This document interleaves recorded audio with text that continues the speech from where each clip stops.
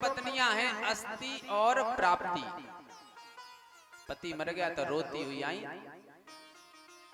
कंस के मृत पड़े शरीर को देख करके विलाप करने लगी, रोने लगी।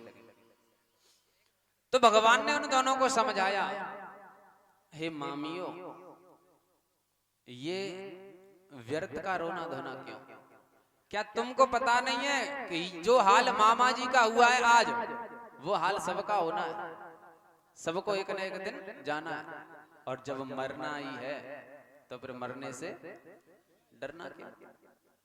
और ये मामा जी बड़े पापी अत्याचारी थे, मैंने इनको नहीं मारा, इनके पापों ने ही इनको मारा है।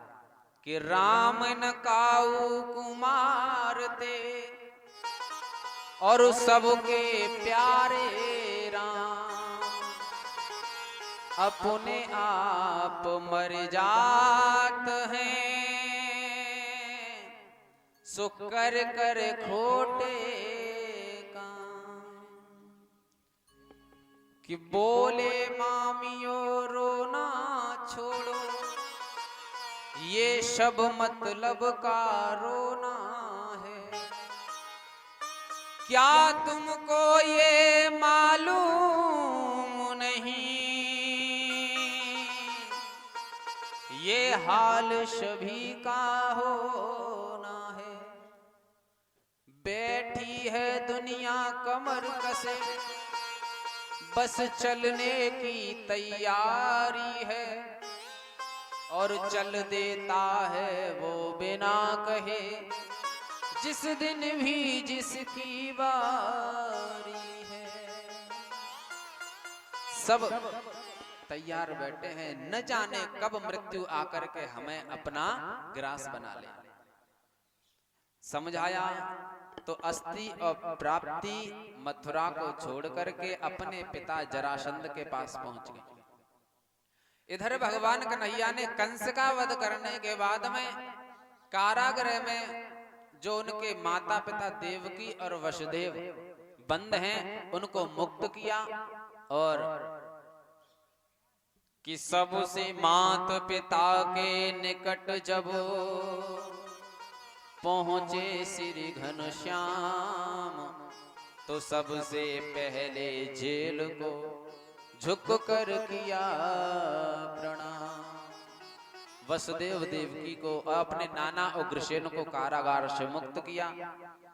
मुक्त करने के बाद में जब नाना उग्रसेन को राजगद्दी देने लगे मथुरा की, तो वसुदेव उग्रसेन जी ने कहा कि हे कन्हैया, हे लाला, अब मेरी बाजुओं में इतनी शक्ति नहीं रही कि मैं इस मथुरा को संभाल सकूं।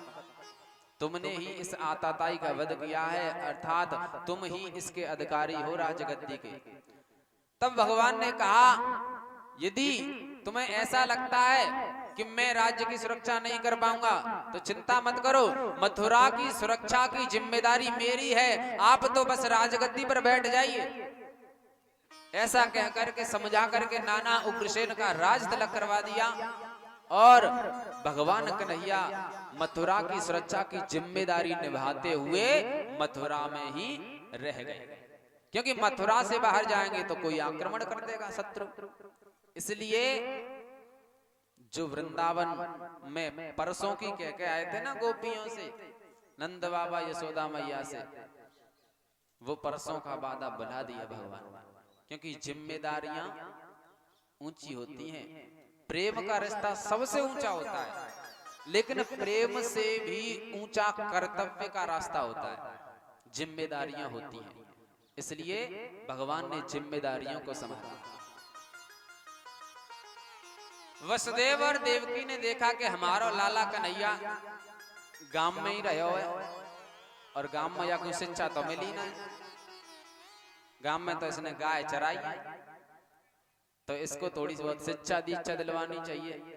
तो अपने बलराम और कृष्ण को वसुदेव देवकी ने शिक्षा प्राप्त करने के लिए अवंतिकापुरी, जिसको आज उज्जैन कहा जाता है, वहां पर एक संदीपनी नाम के मुनि का आश्रम है, वहां शिक्षा प्राप्त करने के लिए भेज दिया। वहां पर भगवान ने 64 दिन में 64 विद्याओं को प्राप्त किया है।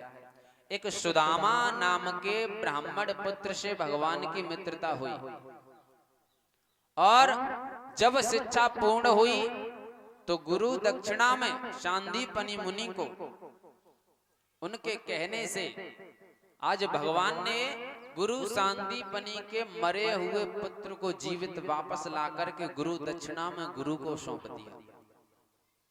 और वहां से जब जाने लगे शिक्षा प्राप्त करके तो सुदामा मित्र से कहा कि भैया कभी मौका मिले तो मुझसे भेंट करने आ जाना। जब ऐसा कहा और इधर सुदामा तो अपने नगर को चले गए और भगवान कन्हैया और बलराम शिक्षा प्राप्त करके मथुरा में वापस आ गए। मथुरा में भगवान निवास करते हैं। इधर कई वर्ष बीत चुकी है महाराज मथुरा में भगवान को। और उधर एक दिन की बात, एक दिन भगवान कन्हैया मथुरा में अपना जो महल है उस महल की अटारी पर खड़े हुए थे और उधर खड़े होकर के भगवान ने वृंदावन की तरफ निहारा और जो वृंदावन की तरफ देखा तो अपनी मैया यशोदा की याद आ गई, अपनी गोपियों की, अपने ग्वालों की, अपने नंद बाबा की याद आ गई। और जो उनकी याद आई तो भगवान की आंखों से अश्रुपात होने लगा, रोने लगे भगवान। जो भगवान रोने लगे तो उसी समय मैया देवकी भोजन का थाल लेकर के आई और भगवान से बोली लाला भोजन कर लो। भगवान ने जैसे भोजन को देखा तो उस भोजन की थाली में एक कटोरी में माखन और मिश्री रखा था। जो माखन मिश्री को देखा तो भगवान फपक फपक के जोर से रो पड़े। देवकी मैया को कुछ समझ में नहीं आया, लाला क्या बात है, तुझे कोई यहाँ कष्ट है, कोई परेशानी, किसी ने कुछ कह दिया है, बात क्या है, तू रोए जा रहा है, रोए जा रहा है। तब देवकी मैया ने अपने हाथों से वो माखन लेकर के भगवान को खिलाना चाहा, लेकिन भगवान को वो माखन अच्छा नहीं लगा। विचार करने लगे, कहा तो मेरी मैया यशोदा माखन छुपा करके रख देती और मैं माखन चुरा चुरा करके खाता था, छीन छीन करके खाता था, बड़ा स्वाद आता है। और आज ये माखन मैया देवकी खिला रही है तो ये माखन मुझे अच्छा क्यों नहीं लगा।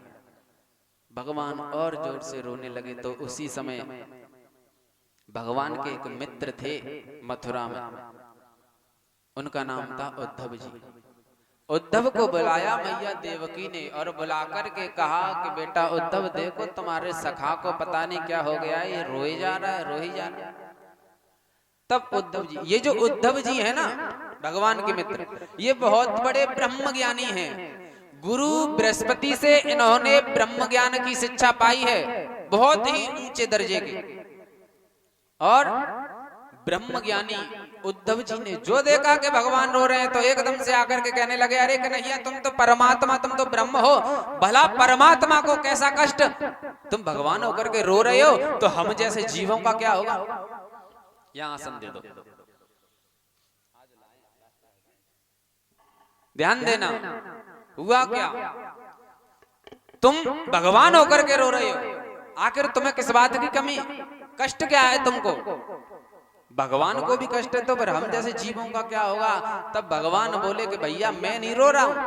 बोले तो बोले मेरी गोपियां मेरे लिए रो रही है, मेरे नंद बाबा, मेरे ग्वाल, मेरी मैया मेरे लिए रो रही है। और हे उद्धव, मेरा ये नियम है कि जो मेरे लिए रोता है मैं उसके लिए रोता हूं, मेरे भक्त मेरे लिए रोते हैं। ध्यान देना, भक्त भगवान के लिए रोता है तो भगवान भी भक्त के लिए रोते हैं, लेकिन कोई रोने वाला होना तो चाहिए।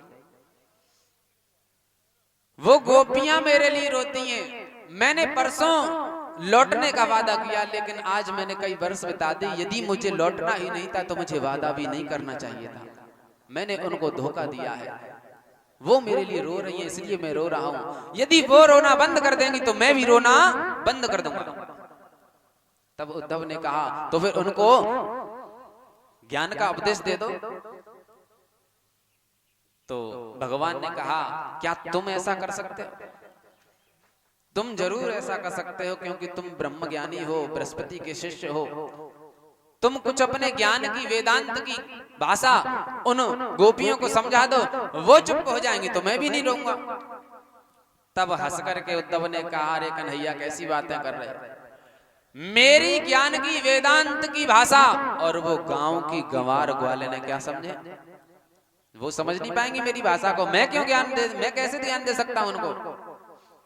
तब भगवान ने मन में सोचा, वाह रे उद्धव, जिन गोपियों ने, परीक्षित जी जिनको गंवार कह रहे हैं उद्धव जी, भगवान ने सोचा कि जिन गोपियों ने और मुझ परमात्मा को अपने इशारे पर नचा दिया, उद्धव उनको गंवार कह रहे हैं। क्या वो व्यक्ति, वो भक्त गंवार हो सकता है जो भगवान को नचा दे? अरे वो तो ज्ञानियों से भी बड़ा ज्ञानी है जो जिसके इशारे पर भगवान नाचते हैं, और उद्धव उनको गंवार कहता है।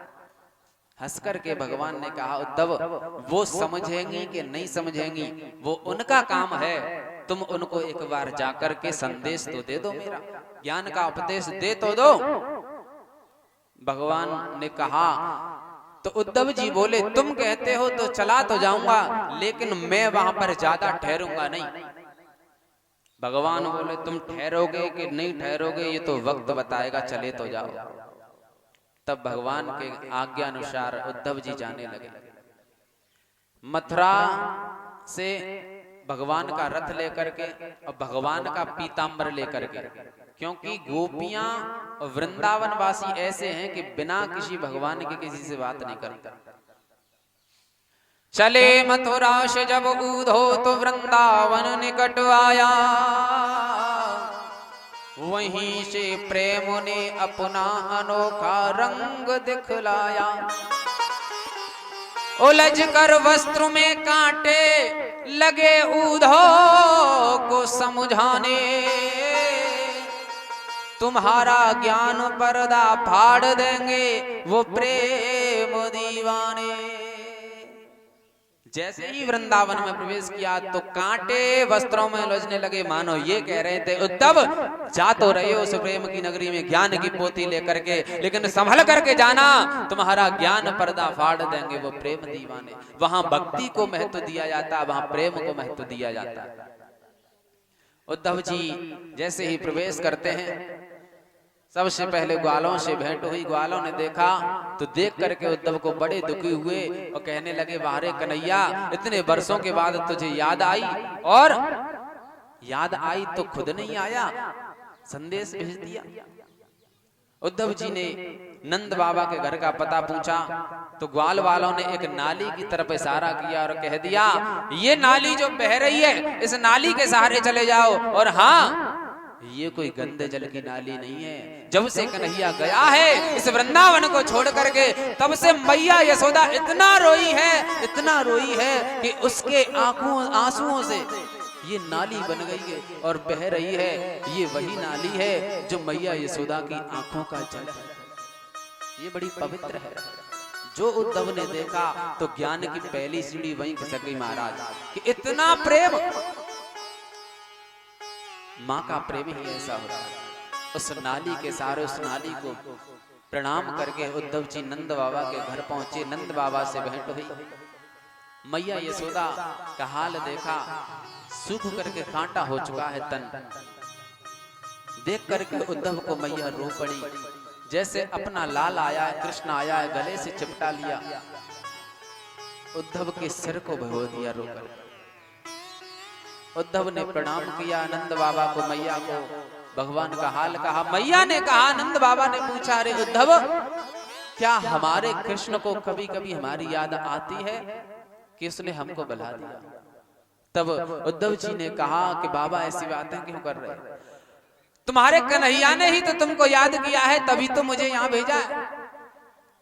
बोले वो ठीक तो है, उसको कोई वहां पर कष्ट तो नहीं है? हाल पूछ करके और उद्धव जी को भोजन आदि कराया और उसके बाद रात्रि भर विश्राम किया उद्धव जी ने।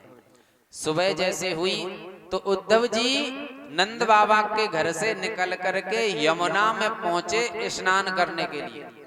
और जैसे ही यमुना में स्नान किया, स्नान करके लौट रहे थे तो रास्ते में कुछ स्त्रियों की बातें सुनाई पड़ी कान में उद्धव जी के। ध्यान देना परीक्षित जी, उन स्त्रियों की बातों जहां से आवाज आ रही थी उधर पहुंचे उद्धव जी तो देखा कि बहुत सारी गोपियां झुंड बना करके बैठी हैं। उन गोपियों के बीच में श्री जी राधा जी बैठी हैं और बातें कर रही हैं आपस में। उद्धव जी उनकी बातों को एक पेड़ से छिप करके सुनने लगे। क्या बातें कर रही हैं? सारी सखियां अपने अपने स्वप्न की बातें बता रही हैं। एक गोपी कहती है, अरे बहना, रात को मैंने एक स्वप्न देखा, उस सपने में कन्हैया आया और मैंने उसका दर्शन किया। बड़ा नटखट था, मुरली बजा करके बंसी वट पर मेरे मन को लुभा रहा था।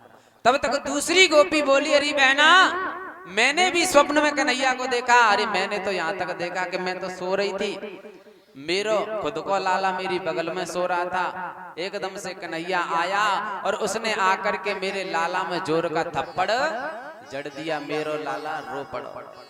और जैसे ही मेरी आंखें खुली तो वहां कन्हैया तो नहीं था, लेकिन वास्तव में मेरा लाला रो रहा था। तब तक एक और सखी बोली, बहना, मेरे स्वप्न में भी कन्हैया आया। मैंने सपना देखा कि मैं पनघट पर पानी भरने गई हूँ गगरी लेकर की, मेरा छोटा सा लाला था, उसको भी ले गई मैं अपने साथ। जैसे पनघट पर कुएं पर पहुंची मैं, तभी वहां पर कुएं पर मैंने कृष्ण को देखा और जो कृष्ण को देखा मैं तो सुध-बुध भूल गई कि मैं क्या कर रही हूँ, क्या करने आई हूँ। एकदम से सुध-बुध भूल करके मैंने उस कुएं की रस्सी से गगरी बांधने की जगह पे अपने लाला को बांध करके कुएं में डाल दिया। एकदम से कन्हैया दौड़ता हुआ आया, मुझसे बोला, दायरी की तेने अपना लाला कुआं में फेंक दिया। उसने, कन्हैया ने मेरे लाला को कुएं से निकाला और गगरी भर करके मेरे सिर पे रख के मुझे और मेरे लाला को मेरे घर तक छोड़ करके गया। ऐसा मैंने स्वप्न में देखा। सब गोपियों ने अपने अपने स्वप्न की बात कहने के बाद श्री जी से पूछा कि हे राधिके, क्या तुमको स्वप्न नहीं आता? क्या तुमको कृष्ण का दर्शन नहीं होता? तब राधिका जी ने रो करके आंखों में आंसू ला करके कहा, अरे बहना, क्या बताऊं, या धन्यस्ता सखियोषिता स्वप्ने पश्यति या कान्तः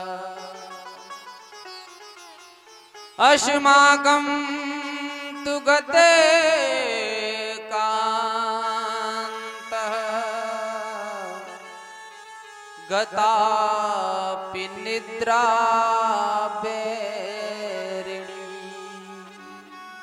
तुम धन्य हो सखी कि तुमको नींद आती है, निद्रा आती है और नींद में स्वप्न आता है और स्वप्न में कन्हैया दिखाई देता है।